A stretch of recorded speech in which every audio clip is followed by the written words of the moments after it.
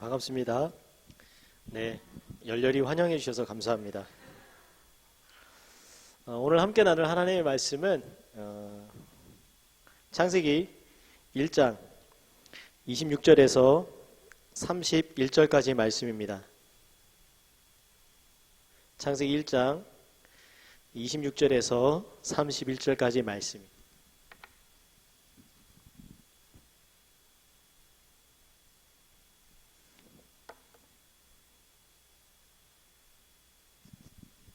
찾으셨으면 다 같이 한 목소리로 같이 좀 읽으실까요? 시작. 하나님이 이르시되 우리의 형상을 따라 우리의 모양대로 우리가 사람을 만들고 그들로 바다의 물고기와 하늘의 새와 가축과 온 땅과 땅에 기는 모든 것을 다스리게 하자 하시고, 하나님이 자기 형상 곧 하나님의 형상대로 사람을 창조하시되 남자와 여자를 창조하시고, 하나님이 그들에게 복을 주시며 하나님이 그들에게 이르시되 생육하고 번성하여 땅에 충만하라. 땅을 정복하라. 바다의 물고기와 하늘의 새와 땅에 움직이는 모든 생물을 다스리라 하시니라. 하나님이 이르시되 내가 온 지면에 씨 맺는 모든 채소와 씨 가진 열매 맺는 모든 나무를 너희에게 주노니 너희의 먹을거리가 되리라. 또 땅의 모든 짐승과 하늘의 모든 새와 생명이 있어 땅에 기는 모든 것에게는 내가 모든 푸른 풀을 먹을거리로 주노라 하시니 그대로 되니라. 하나님이 지으신 그 모든 것을 보시니 보시기에 심히 좋았더라. 저녁이 되고 아침이 되니 이는 여섯째 날이니라. 아멘.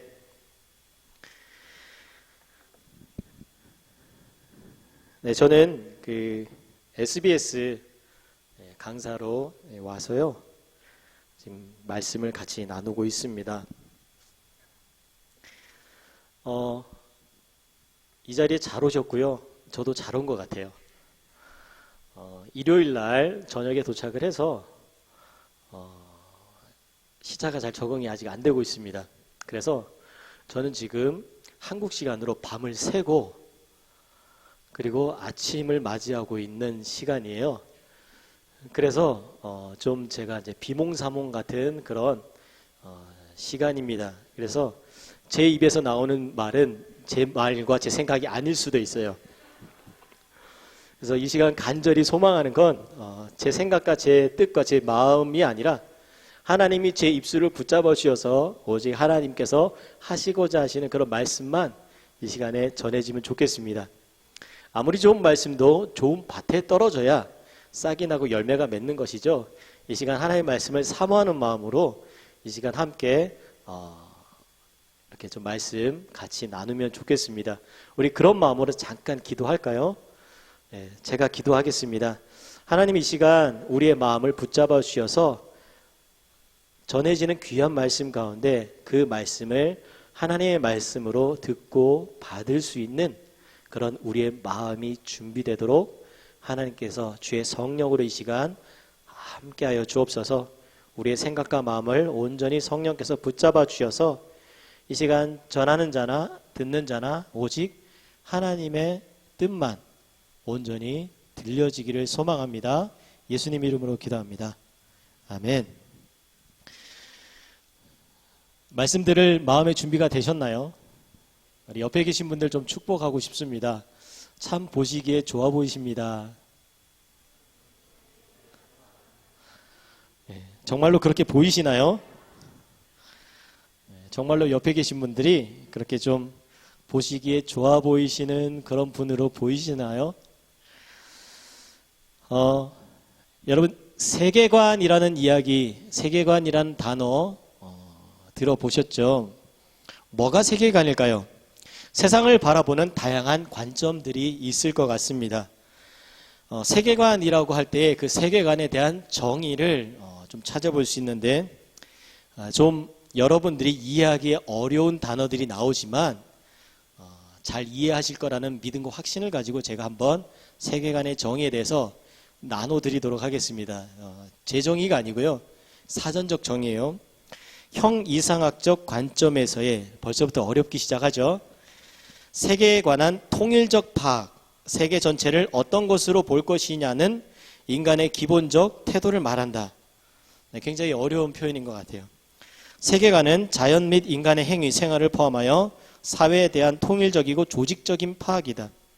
형이상학적인 관점에서 주체가 세계에 관해 통일적 파악을 행할 수 있는 의식적 자질을 의미한다. 세계관에 대한 여러 가지 정의들입니다. 굉장히 어렵죠. 저도 제가 말하고 나서 뭔 소리를 하는지 제가 잘 모르겠어요.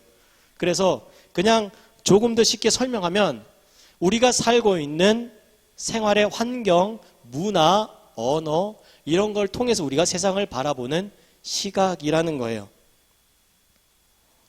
우리는 우리가 살고 있는 문화와 상황 속에서 자연스럽게 살고 있습니다. 그럴 때 특별히 우리는 세상을 향해서 바라보는 관점 중에 성경을 통해서 세상을 바라보는 관점에 대해서 좀 이야기를 하고 싶고요. 특별히 성경을 통해서 세상을 바라본다고 할 때 세상에 존재하는 선과 악에 대한 이야기를 잠깐 하고 싶습니다. 세상에는 선이 존재하고 악이 존재합니다. 맞나요? 그리고 선과 악은 끊임없이 대립하고 반목하여서 서로 싸우는 일들을 합니다. 이 세상이 끝날까지 선과 악이 끊임없이 싸울 거예요. 그리고 결국 이 세상 마지막 때에는 선이 이길 겁니다. 어떻게 생각하세요? 맞나요? 그렇게 생각되시나요? 이러한 인식은 플라톤의 이원론, 이데아 사상에 입각한 헬라 철학적 세계관이에요. 세상은 선과 악으로 이루어졌다라는 관점. 정말로 세상이 선과 악의 대결일까요? 정말로 세상이 선과 악의 대결이라면 도대체 누가 선이고 누가 악이냐라는 겁니다. 무엇이 선이고 무엇이 악일까요? 예를 들면 이런 거죠. A라는 나라와 B라는 나라가 서로 전쟁을 할 때에 A라는 나라의 군인이 B라는 나라에 침략을 했을 때 B나라의 입장에서는 A 군인은 악이지만 A나라 사람들 입장에서 A나라의 군인은 선인 거예요. 바꿔서도 마찬가지겠죠. B나라의 군인은 A나라 입장에서는 악이지만 B나라 입장에서는 선이 되는 거예요. 그래서 사람을 죽이는 행위를 하는 행동이지만 어떤 입장에 있느냐에 따라서 그것이 선으로 받아들여지는 사람이 있으면서도 똑같은 것을 악으로 받아들이는 사람이 있다는 겁니다. 자, 그럼 여러분, 선과 악은 절대적입니까? 그렇지 않다는 거예요. 선과 악은 아니지만 우리가 또 이런 것도 한번 생각해 볼 수 있겠습니다. 여기는 한국이라는 배경을 가진 분들이 많으시니까 한국하고 일본하고 축구 시합을 한다고 해보세요. 어느 나라가 이겨야 돼요? 한국이 이겨야 되죠. 왜 그렇습니까? 왜 한국이 이겨야 돼요? 일본이 이기면 안 되나요? 무조건 한국이 이겨야 됩니다. 근데 이게 반응이 뜨뜻미지근하세요? 한국과 미국이 축구 시합을 할 때 한국의 기독교인들이 그 축구를 보면서 어떤 분들은 기도도 할 거예요. 하나님, 우리나라가 이번 축구 경기에서 꼭 이기게 해주십시오. 축구 선수들 중에도 기독교인들이 있습니다. 시합을 나가기 전에 기독교인 축구 선수들이 라커에서 모여서 손을 잡고 기도합니다. 뭐라고 기도할까요? 하나님, 페어플레이 정신을 발휘해서 일본이 어떤 반칙을 하더라도 제 마음이 분노하지 않고 그리고 제가 정정당당하게 경기하기를 원합니다. 이런 기도만 할까요? 하나님 꼭 이기게 해주십시오. 이런 기도까지 할까요? 꼭 이기게 해주십시오라는 기도까지 할 겁니다. 일본에도 기독교인들이 많이 있어요. 일본은 기독교의 역사가 200년이 넘습니다. 물론 그 안에 일본 정부의 어마어마하고 강력한 핍박에 의해서 일본 기독교인의 수가 굉장히 줄어들긴 했지만 여전히 지금도 일본에는 일본 기독교인들이 많이 있고요. 교회들도 많이 있습니다.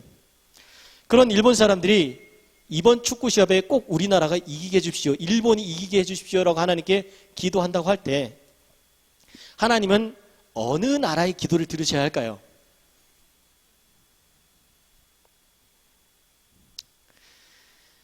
매해에 11월 둘째 주 목요일이 되면은 대한민국의 수많은 고3들이 수능을 봅니다. 그리고 수많은 고3들의 부모님들이 어떤 부모님은 교회에서, 어떤 부모님은 절에서, 어떤 부모님은 성당에서 그들이 한결같이 기도하는 것이 뭡니까?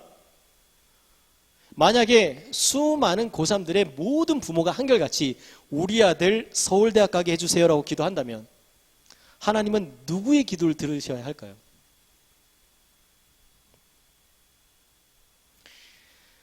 결과적으로 우리나라가 축구를 이겼을 때 하나님은 우리의 기도를 들으시는 하나님, 졌을 때 하나님 우리의 기도를 듣지 않으신 하나님, 이렇게 되나요? 대학에 합격했을 때 하나님 나의 기도를 들으신 하나님, 합격하지 못했을 때는 하나님은 나의 기도를 듣지 않으시는 하나님, 이렇게 되는 건가요? 세계관이라는 것은 그 사람이 살아가는 문화와 환경과 역사와 언어와 여러 가지 많은 요인에 의해서 달라진다는 거예요. 절대적이지 않다는 겁니다. 선과 악의 기준도 절대적이지 않다는 거예요. 어떤 사람에게 이것은 선이지만 어떤 사람에게는 악일 수 있다는 겁니다. 1950년대쯤까지만 해도 인도네시아 파푸아 뉴기니에서는 그 식인 풍습이 존재했어요.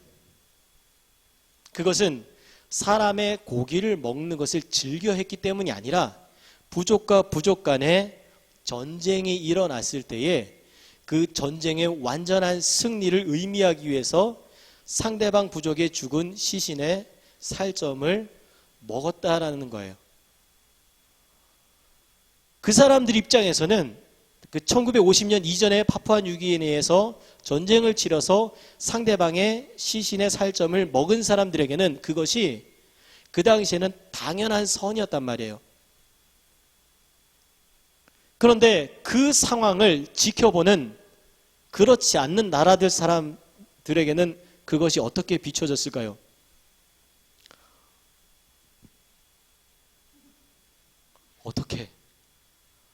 어떻게 사람의 살을? 한국 사람들은 개고기를 즐겨 먹습니다. 좋아하시나요? 좋아하시는 분도 있고 그렇지 않은 분도 있겠죠. 그런데 개고기를 먹는 것에 대해서 굉장히 부정적으로 여기고 잘못됐고 이것은 악하다라고 주장하는 사람들도 있다는 거예요. 왜냐하면 걔는 우리 가족인가? 어떻게 가족을 먹을 수가 있는가? 이거는 야만이다. 도대체 뭐가 선이고 뭐가 악이라는 거예요. 우리는 선과 악에 대해서 절대적인 기준을 가질 수가 없다는 겁니다. 창세기 1장에 보면 하나님께서 세상을 창조하시는 이야기가 나와요. 하나님께서 첫째 날부터 일곱째 날의 안식까지 하나님께서 이 창조 사역을 행하십니다. 그때 하나님께서 창조의 일을 하실 때에 창조하시고 난 후에 그때마다 하나님이 뭐라고 말씀하시냐면 뭐라고 말씀하십니까? 보시기에 좋았더라라고 말씀하시는 거예요. 이때 하나님께서 좋았다라고 하시는 말씀, 이 좋았다가 히브리어로 토브라는 단어인데 이 토브는 선하다라는 뜻이에요. 즉 하나님께서 세상을 향해서 하나님이 말씀하십니다. 그리고 세상이 하나님의 그 말씀대로 될 때, 그 말씀대로 이루어질 때 하나님은 그것을 보면서 뭐라고 말씀하시느냐? 선하다라고 말씀하시는 거예요. 하나님이 세상을 향해서 빛이 있어라 라고 말씀하셨을 때 세상이 그 하나님 말씀에 그대로 순종해서 빛이 있게 되었을 때 하나님은 그것을 선이라고 말씀하시는 거예요. 궁창이 있어 물과 물로 나뉘어져라 라고 말씀하셨을 때 그것이 세상이 순종해서 그렇게 되었을 때 그것을 하나님이 선이라고 말씀하시는 거예요. 하나님이 말씀하시고 세상이 그 말씀대로 순종하는 것, 이것이 바로 토부이고 좋았다이고 선하다라는 거예요. 하나님 말씀하시고 세상이 순종하는 이것이 바로 선입니다. 그러면 하나님 말씀하셨을 때 세상이 순종하지 않는 것, 이것이 바로 악이라는 거예요. 무엇이 선이냐? 하나님 뜻에 순종하는 것이 선이에요. 무엇이 악이냐? 하나님 뜻에 순종하지 않는 것이 악이라는 겁니다. 세상은 선과 악의 대결이 아니라 하나님이 말씀하셨을 때 그 말씀에 순종하느냐 순종하지 않느냐의 문제라는 거예요. 하나님이 세상을 창조하실 때 말씀으로 창조하셨습니다. 그리고 세상은 그 말씀에 순종함으로 창조라는 놀랍고도 선한 일이 이루어진 건데, 사람의 창조는 세상의 창조와 조금 달랐어요. 왜냐하면 사람은 특별하기 때문이죠. 하나님께서는 사람을 말씀으로 창조하신 것이 아니라 창세기 2장 7절에 보면 땅의 흙으로 사람을 지으시고 생기를 그 코에 불어넣으시니 사람이 생명이 되니라. 그리고 하나님께서 사람에게 말씀하십니다. 하나님이 사람에게 처음으로 하시는 말씀, 창세기 2장 16절과 17절이에요. 여호와 하나님이 그 사람에게 명하여 이르시되 동산 각종 나무의 열매는 내가 임의로 먹되 선악을 알게 하는 나무의 열매는 먹지 말라. 내가 먹는 날에는 반드시 죽으리라 하시니라. 결론은 우리가 잘 알고 있습니다. 아담과 하와가 선악과를 먹었죠. 이 사건이 의미하는 것은 선과 악을 알게 하는 놀라운 과일이 그때는 존재했었다. 이것이 핵심이 아니라는 거예요. 하나님이 말씀하신 모든 동산 나무의 실과는 먹어도 좋다, 그러나 선악을 알게 한 나무의 실과는 먹지 말라는 하나님의 말씀에 사람이 순종할 것이냐 순종하지 않을 것이냐의 문제라는 겁니다. 하나님이 사람을 왜 창조하셨을까요? 성경에 보면은 하나님이 사람을 창조하신 여러 가지 다양한 이유들에 대해서 나옵니다. 찬양을 받으시기 위해서, 예배를 받으시기 위해서, 영광을 받으시기 위해서, 우리에게 복을 주시기 위해서 등등의 여러 가지 이유들을 찾을 수 있는데, 그 여러 가지 많은 이유들을 모아서 한 단어로 정리해 보면 이렇게 표현할 수 있을 것 같아요. 하나님은 사람과 함께하고 싶으셔서. 그런데 이 사람이 하나님과 함께하기 위해서 반드시 필요한 것이 무엇이냐면 하나님 말씀에 순종하는 것이 필요한 거예요. 그래서 하나님 말씀에 순종이라는 선을 이룰 때 하나님이 사람과 함께 하실 수가 있으신 거죠. 아담과 하와가 하나님 말씀에 불순종이라는 악을 행했을 때에 하나님이 사람과 함께 하실 수가 없으셨던 겁니다. 그래서 하나님께서는 하나님과 함께하는 진정한 안식의 공간인 에덴 동산에서 사람을 내보내시게 된 것이죠. 아담과 하와의 입장에서 에덴 동산에서 나가게 된 것은 쫓겨남을 당한 겁니다. 그렇지만 하나님 입장에서는 이것은 쫓아낸 것이 아니라 내보내신 거예요. 왜냐하면 사람의 생명을 소중하게 여기셨기 때문이에요. 불순종이라는 죄를 범한 사람과 하나님은 함께 하실 수가 없는 거예요. 죄 짓고 불순종하고 악한 사람이 하나님과 함께 할 때에 하나님, 공의의 하나님께서는 그 죄와 악을 소멸시켜버릴 수밖에 없는 거죠. 그러면 결국 사람이 죽을 수밖에 없는 존재가 되는 겁니다. 그래서 하나님께서는 아담과 하와의 생명을 소중하게 여기시고 그들의 생명을 보호하시기 위해서 에덴 동산에서 내보내신 거예요. 그리고 하나님은 결정하십니다. 아담과 하와 그리고 인간을 하나님이 진정한 안식으로 인도하시기로, 그것이 바로 구원하시기로 결정하신 거죠. 하나님 말씀에 순종하는 삶을 통해서 하나님과 함께함을 이루는 그 일을 하시기로 결정하신 겁니다. 그래서 구원이 뭐냐? 구원은 하나님의 뜻과 상관없이 자기 마음대로 살아가던 사람이 하나님을 알고 하나님의 말씀을 깨달아서 하나님의 말씀에 순종하기로 결단하여 순종의 삶을 살아가는 것. 그래서 순종의 삶을 통해서 하나님과 함께하게 되고 하나님께서 주신 진정한 안식을 누리게 되는 이것이 바로 구원이라는 거예요. 여러분들은 하나님이 보시기에 좋은 그런 삶을 살고 계십니까? 하나님을 알고 그분의 뜻을 알아서 하나님의 말씀에 순종하는 삶을 살고 계시냐 말입니다. 그렇지 않고 내가 살고 싶은 삶을 사시지는 않느냐라는 거죠. 하나님의 뜻과 상관없이 내가 하고 싶은 일, 내가 이루고 싶은 일을 이루면서 소망하면서 살아가지는 않느냐라는 겁니다. 우리가 이 땅을 살아갈 때 하나님의 뜻과 전혀 상관없이 내 뜻대로 내 뜻을 이루면서 살아가는 것,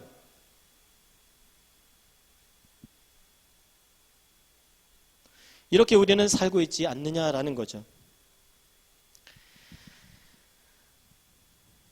하나님이 우리를 창조하신 이유가 있다면 우리가 하나님의 뜻을 이 땅에서 이루도록 하나님은 우리를 창조하셨다는 거예요. 그것을 통해서 우리가 하나님과 함께함을 이룰 수 있도록 하나님의 말씀하신 말씀대로 순종하며 살아갈 수 있도록, 그래서 예수님께서 이러한 삶을 살 수 있도록 우리에게 기도를 가르쳐 주셨습니다. 마태복음 6장 9절부터 13절에 제가 읽어드릴게요.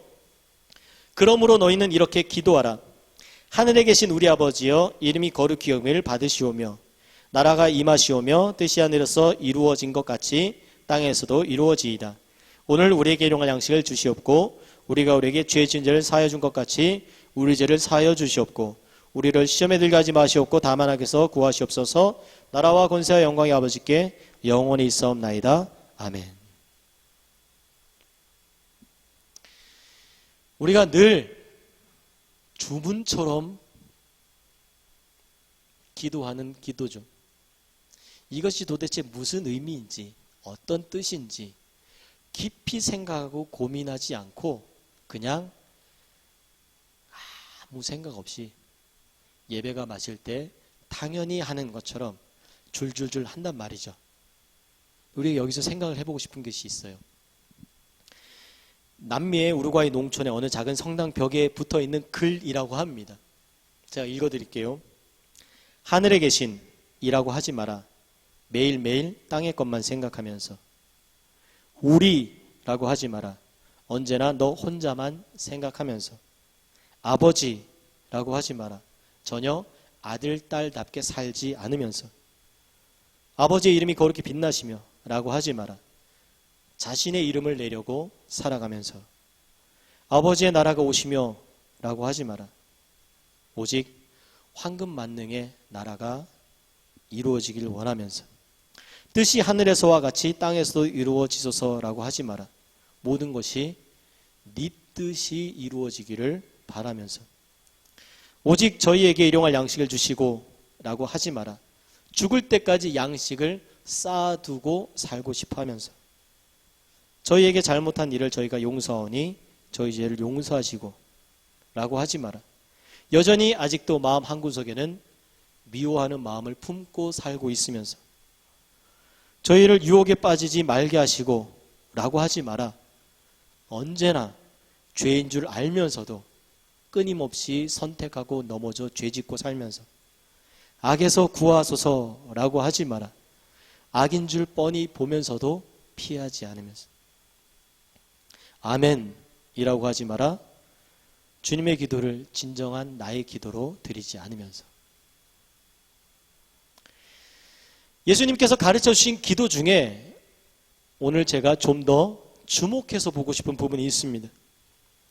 뜻이 하늘에서 이루어진 것 같이 땅에서도 이루어지다라는 부분이요. 하나님의 뜻이 하늘에서 이루어진 것처럼 그 뜻이 땅에서 이루어지는 거예요. 하나님의 뜻이 이 땅에서 이루어지는 것. 하나님이 말씀하시면, 세상을 향해서 말씀하시면 하나님의 말씀이 이 땅에서 하나님의 사람들의 순종에 의해서 그것이 이루어지는 것. 하나님 말씀하시면 내가 그 말씀에 순종해서 이 땅에서 하나님의 뜻을 이루겠습니다. 이것이 하나님이 받으시는 기도라는 거예요. 그런데 우리는 어떻게 기도합니까? 하나님의 뜻은 전혀 간데없고 내 뜻이 하늘에서 이루어지고 내 뜻이 하늘에서 이루어진 것이 이 땅에서 이루어지도록 기도하지 않나요? 하나님, 저 이거 하고 싶습니다.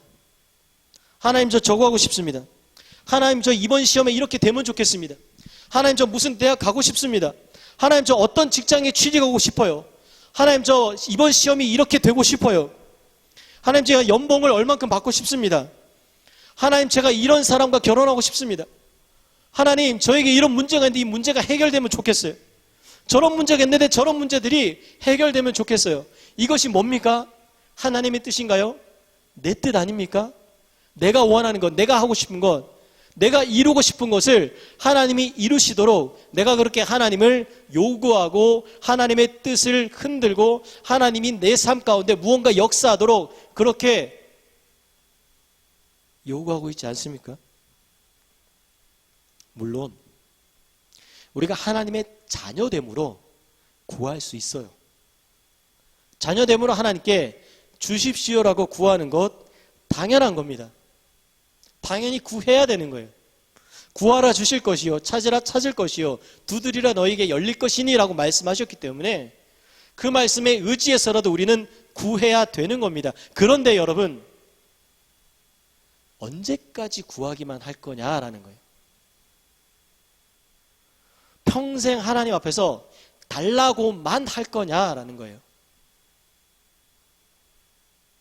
저희 집에 아이들이 4명이 있습니다. 놀라셔도 괜찮아요. 좀 전에 예배인도 하신 이제 한동훈 간사님은 자녀가 5명 있으세요.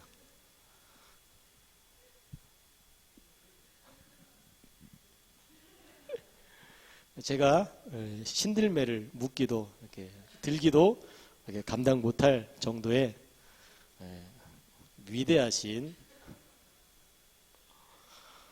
4명과 5명은 정말 다를 거예요. 제가 평생 경험해 보지 못할 놀라운 삶을 살고 계시는 거예요. 혹시 4명의 자녀가 없으신 분들은 저를 굉장히 존중하는 눈빛으로 보셔도 괜찮습니다. 4명을 키운다는 것은 놀라운 일을 하는 거예요. 저희 아이들이 한국 나이로 12살, 10살, 6살, 4살이에요. 첫째가 딸이고 둘째 아들, 아들, 아들. 딸 하나, 아들 셋.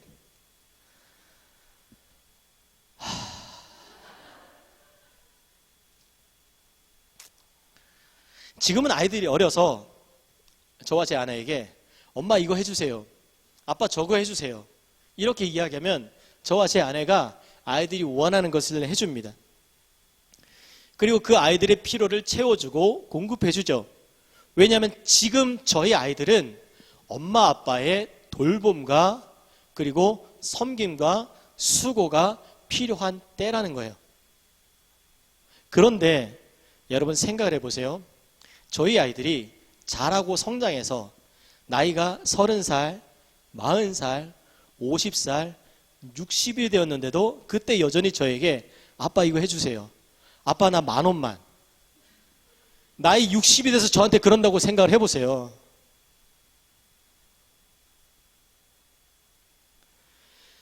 아이들이 어릴 때는 부모로부터 많은 것을 받고 자라는 것이 당연합니다.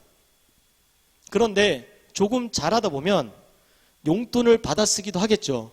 그러면 용돈을 받아서 그 중에 일부분을 아껴서 엄마 아빠 생일이 되면 엄마의 선물도 할 수 있고 아빠의 선물도 할 수 있게끔 받기만 하는 것이 아니라 부모에게 돌려주기도 한다는 거예요.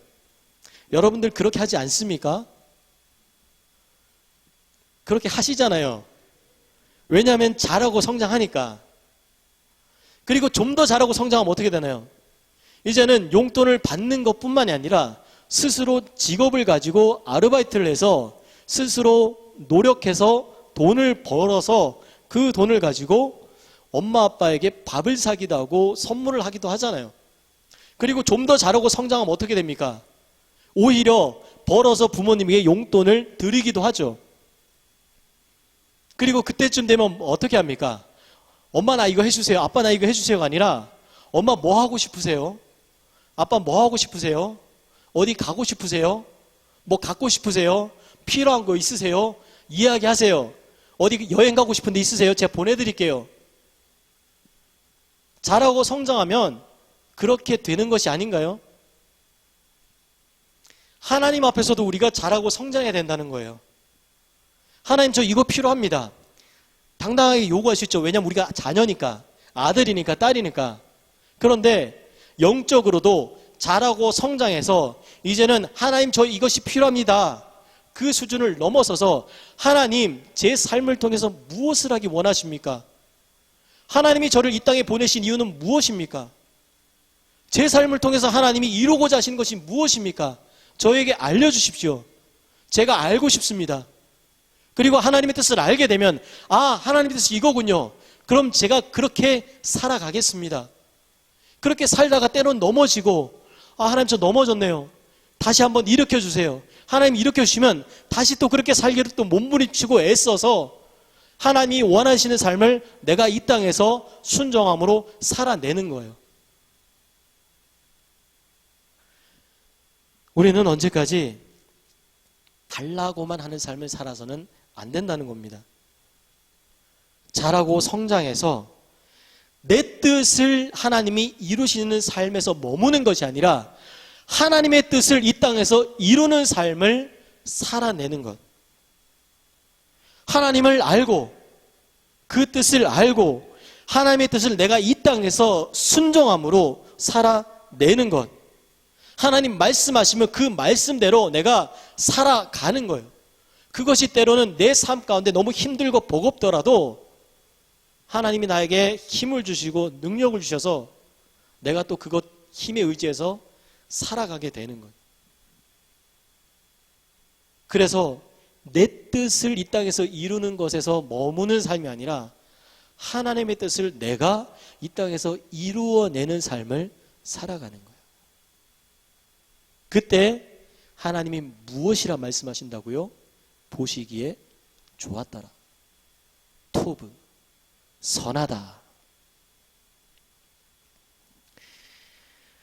우리가 교회마다 예수님의 십자가를 기억하고 기념하는 이유가 있다면 무엇이겠습니까?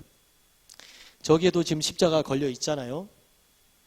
예수님의 고난과 죽으심과 부활을 기억하고 기념하는 겁니다. 예수님의 고난과 죽으심과 부활은 어디에서 시작된 것일까요? 마태복음 26장 39절에 보면 예수님이 감림산에서 겟세마네 동산에서 기도하시는 기도의 내용이에요.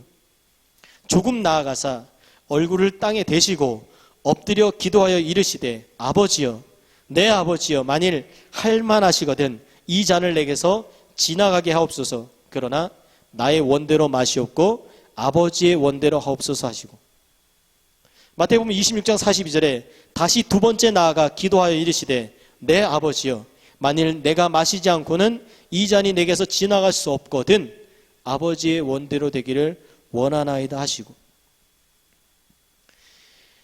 예수님의 십자가 고난과 죽으심과 부활은 어디서 시작된 것입니까? 예수님 뭐라고 말씀하십니까? 아버지의 원대로 하옵소서요. 아버지의 원대로 되기를 원하나이다. 예수님이 채찍에 맞으시고 창에 찔리시고 그리고 고난을 당하시고 십자가 못 박히시는 그 모든 과정들 그리고 죽으시고 부활하시고 승천하시고 그 모든 과정이 누구의 뜻이었다고요? 아버지의 원이었다고요. 하나님의 뜻이었다고요. 예수님은 하나님의 뜻을 이 땅에서 순종으로 이루신 거예요.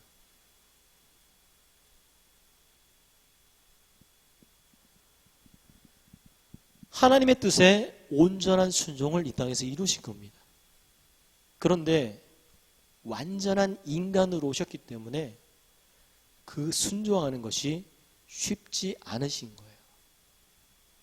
너무 힘든 거죠. 세상의 모든 죄를 지는 것이 너무 힘든 겁니다. 요한복음에서 세례 요한이 예수님을 보면서 이렇게 이야기하잖아요. 세상 죄를 지고 가는 하나님의 어린 양이로다. 이 세상의 모든 죄를 예수님이 홀로 다 지시고 채찍에 맞으시고 창에 찔리시고 고난을 당하시고 못 박히시고 십자가에 달리시고 누구의 뜻이었다고요? 하나님의 뜻이었다고요. 그래서 예수님 너무 힘드신 거예요. 인간이시기 때문에, 완전한 인간으로 오셨기 때문에, 완전한 신이시면서 하나님이시면서 완전한 인간이시기 때문에 그 고난을 내 삶 속에서 그대로 다 받아들이는 것이 예수님도 너무 힘드셨다고요. 그렇지만 무엇이라고 고백하십니까? 내 뜻대로 마시고 아버지의 뜻대로 하십시오. 아버지의 원대로 되기를 원하나이다. 완전한 순종으로 순종의 열매가 되신 거예요. 예수님의 십자가와 고난과 부활은 예수님의 완전한 순종이 없이는 이루어질 수가 없는 겁니다. 예수님의 완전한 순종, 하나님의 뜻을 이 땅 가운데 이루어내셨던 그 순종으로 우리가 구원받게 되는, 하나님의 자녀가 되는, 천국 백성이 되는 그 복을 누리게 되는 거잖아요. 사무엘상 15장 22절에 이렇게 기록되어 있습니다. 순종이 제사보다 낫고 듣는 것이 순양의 기름보다 나으니. 하나님이 원하시는 것은 우리의 순종이에요. 우리의 순종을 통해서 하나님의 뜻이 이 땅 가운데 이루어지는 것을 원하신다는 겁니다. 그리고 온전한 순종을 이루신 그 주님께서 우리에게 하나님의 뜻에 대해서 말씀하시는 거예요. 마태복음 28장 18절에서 20절에 이렇게 기록되어 있습니다. 예수께서 나와 말씀하여 이르시되 하늘의 모든 권세를 내게 주셨으니 그러므로 너희는 가서 모든 민족을 제자로 삼아 아버지 아들과 성령의 이름으로 세례를 베풀고 내가 너희에게 분부한 모든 것을 가르쳐 지키게 하라. 하나님의 뜻을 예수님이 우리 가운데 말씀하신 거예요. 볼지어다 내가 세상 끝날까지 너희와 항상 함께 있으리라. 우리에게 가서 제자를 삼고 세례를 베풀고 예수님이 말씀하신 모든 가르침을 가르쳐 지키게 하는 것, 이것이 바로 하나님의 뜻이라는 거예요. 성경에 기록되어 있는 하나님 말씀이라는 거예요.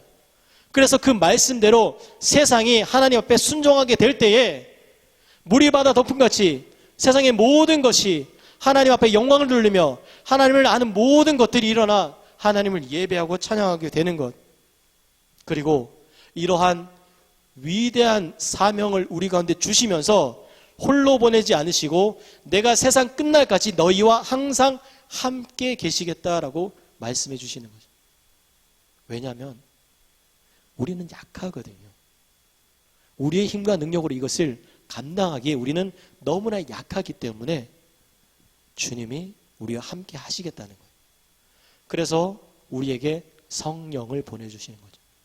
성령께서 우리를 붙드셔서 우리가 하나님의 뜻을 순종으로 이룰 수 있도록 성령이 우리를 도와주시고 인도해 주신다는 겁니다. 그리고 이런 말씀이 우리의 순종을 통해서 온전히 이 땅 가운데 이루어질 때 우리가 뭐라고 고백할 수 있겠습니까? 마라나타 아멘 주 예수여 속히 오시옵소서 라고 고백할 수가 있게 되는 거예요. 근데 여러분, 정말 주님이 오셔도 되겠습니까? 지금 아직 시집도 못 가고 아직 결혼도 못 하고 졸업도 못 하고 할 게 많은데 하필 지금요? 조금 있다 오시죠.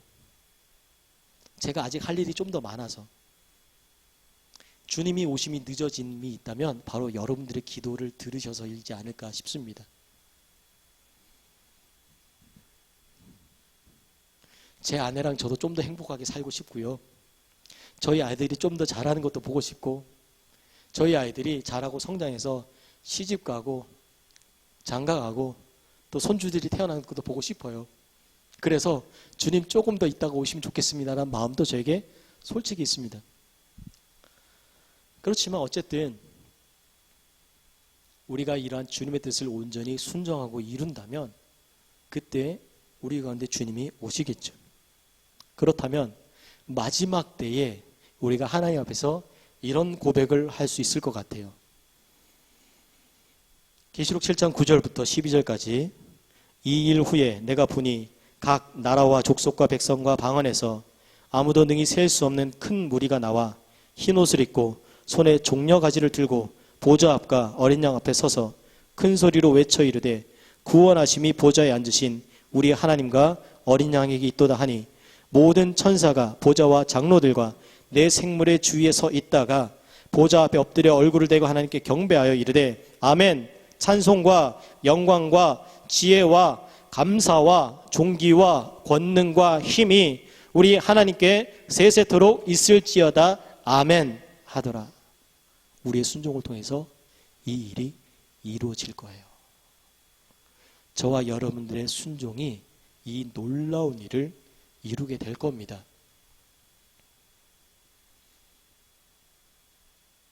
어떤 삶을 사시겠습니까? 무엇을 하시겠습니까? 내가 살고 싶은, 내가 이루기 원하는 그것만 이 땅 가운데 이루면서 사시겠습니까? 아니면 좀 더 하나님 앞에 자라고 성장해서 내 뜻을 이루는 것이 아닌 하나님의 뜻을 이 땅에 이루는 삶을 사시겠습니까? 하나님은 우리에게 말씀하십니다. 하나님이 말씀하시고 우리가 그 뜻을 이룰 때에 보시기에 좋았더라. 사랑하는 여러분, 하나님이 보시기에 좋았다, 토브, 선하다라고 우리에게 말씀해 주실 수 있는 그런 삶을 저와 여러분들이 살아내기를 소망합니다. 기도하겠습니다. 하나님 감사합니다. 오늘 이 시간 우리가 말씀대로 하나님 앞에 하나님의 뜻이 무엇인지 깨달아 알고 그 말씀대로 온전히 순종하며 나아가는 것이 하나님이 보시기에 좋았다, 선하다 말씀해 주시는 것임을 우리가 다시 한번 깨닫게 하시니 감사합니다. 그 말씀처럼 우리가 온전히 하나님의 뜻에 순종하는 그런 순종의 삶을 살게 하여 주옵소서. 우리 시간 같이 좀 소리 높여 좀 같이 기도할까요? 하나님, 이전의 제 삶은 내 뜻만을 이루기 위해서 살았다면 하나님, 이제 우리가 다시 한번 주님 앞에서 내 뜻만을 이루면서 살아가는 삶이 아니라 하나님이 나를 통해서 이루고자 하신 뜻이 무엇인지 내가 하나님께 묻고, 그리고 하나님께서 나에게 말씀하실 때에 하나님, 저를 이 땅에 보내신 이유가 바로 이것이었군요. 제가 이렇게 살아가겠습니다라고 고백할 수 있는 그런 삶이 우리 가운데 이루어지도록 하나님 주의 성령께서 나를 붙잡아 주십시오, 인도하여 주십시오라고 이 시간 간절히 하나님의 뜻을 구하면서 성령의 인도하심을 구하면서 우리 주여 한번 외치고 함께 기도하겠습니다. 주여